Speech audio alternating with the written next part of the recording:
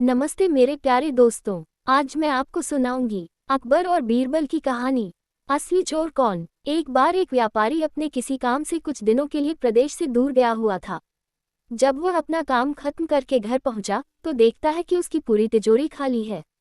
उसकी मेहनत की सारी कमाई चोरी हो चुकी है। व्यापारी घबरा गया और उसने अपने घर के सारे नौकरों को बुलाया। व्यापारी के घर में कुल 5 नौकर थे। व्यापारी की एक आवाज पर सारे नौकर उसके सामने आकर खड़े हो गए। व्यापारी ने उनसे पूछा, तुम लोगों के होते हुए घर में इतनी बड़ी चोरी कैसे हो गई? जब चोर आकर मेरी पूरी तिजोरी साफ कर गया, उस समय कहाँ थे सब के सब? एक नौकर ने जवाब दिया, हमें नहीं पता ये चोरी कब हुई मालिक, हम सो रहे थे। उसकी यह बात सुनकर व्यापारी गुस्से से आग बबूला हो उठा और बोला, मुझे तो लगता है कि तुम 5 में से किसी एक ने ही चोरी की है। तुम्हारा हिसाब अब बादशाह अकबर ही करेंगे। ये कहता हुआ वो महल की ओर चल पड़ा।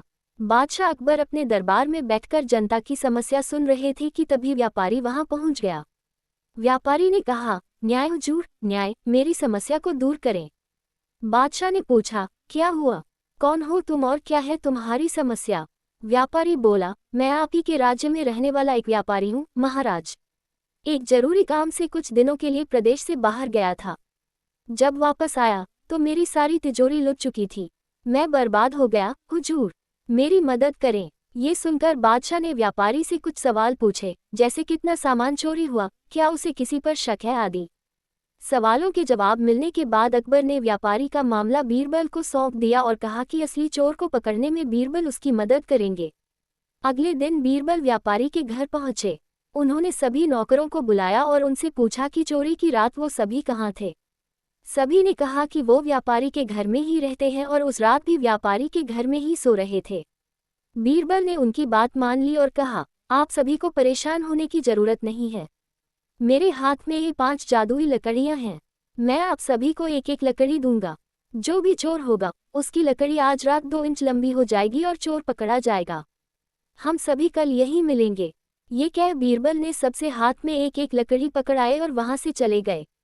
दिन ढल गया। अगले दिन बीरबल फिर से व्यापारी के घर पहुंचे और उन्होंने सभी नौकरों को अपनी अपनी लकड़ी के साथ बुलाया। जब बीरबल ने सबकी लकड़ी देखी तो उन्होंने देखा कि एक नौकर की लकड़ी 2 इंच छोटी है। बस फिर क्या था, बीरबल ने तुरंत सिपाहियों को उस नौकर को पकड़ने का आदेश दिया। व्यापारी इस पूरी घटना को समझ नहीं पाया और असमंजस से बीरबल की तरफ देखने लगा।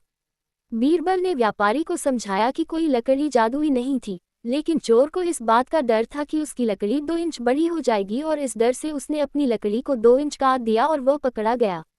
व्यापारी बीरबल की चतुराई से बहुत प्रभावित हुआ और उसका धन्यवाद किया। सीख, गलत काम चाहे जितना भी चतुराई से किया जाए, लेकिन वो सभी की नज़रों में आ जाता है और उसका अंजाम हमेशा बुरा ही होता है।